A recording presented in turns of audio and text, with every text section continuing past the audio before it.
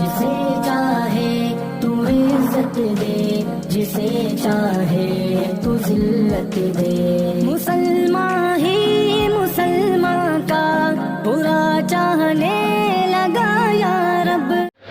بسم اللہ الرحمن الرحیم۔ قابل قدر محترم ناظرین، سامعین حضرات، آج ہم اس ویڈیو میں یہ بتلائیں گے، یہ ذکر کریں گے کہ کیا پہلے والدین کی طرف سے قربانی کرانا ضروری ہے۔ مثلا زید شادی شدہ ہے اور والدین سے علیحدہ ہے۔ زید نے گزشتہ سال قربانی کے لیے بکرا لیا۔ زید کو کسی نے بتایا کہ پہلے قربانی والد صاحب اور والدہ صاحبہ کے نام سے کرانے کے بعد وہ اپنے نام سے قربانی کر سکتا ہے، لہذا زید نے گزشتہ سال جو قربانی کی وہ والد صاحب کی جانب سے کی۔ اس سال زید پھر بکرا لایا ہے۔ اب سوال یہ ہے کہ زید کو قربانی کے بارے میں جو کچھ بتایا گیا کیا وہ صحیح ہے؟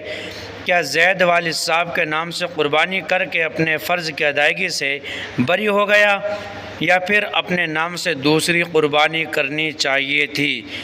کیا اس طرح والد صاحب نے قربانی کا فرض ادا کر دیا جبکہ والد صاحب کی معاشی حالت قربانی کے لائق نہیں ہے؟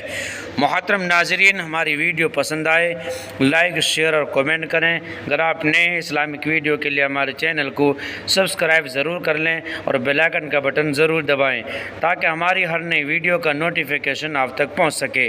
تو چلیے عرض کرتے ہیں کہ کیا پہلے والدین کی طرف سے قربانی کرانا ضروری ہے؟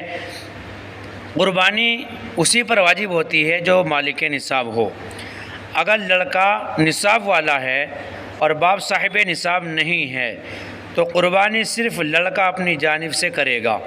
والد کی قربانی کسی بھی حال میں اس کے ذمہ لازم نہیں ہے، لہذا صورت مسئلہ میں زید کو جو بتایا گیا وہ صحیح نہیں ہے۔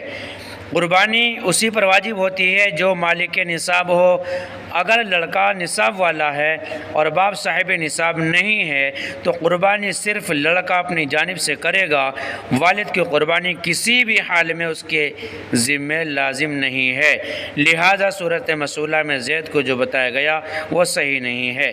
محترم ناظرین، ہماری ویڈیو پسند آئے لائک، شیئر اور کومنٹ کریں۔ اگر آپ نئے اسلامک ویڈیو کے لیے ہمارے چینل کو سبسکرائب ضرور کر لیں اور بیل آئیکن کا بٹن ضرور دبائیں تاکہ ہماری ہر نئی ویڈیو کا نوٹیفیکیشن آپ تک پہنچ سکے۔ فقط والسلام، اللہ اعلم بالصواب۔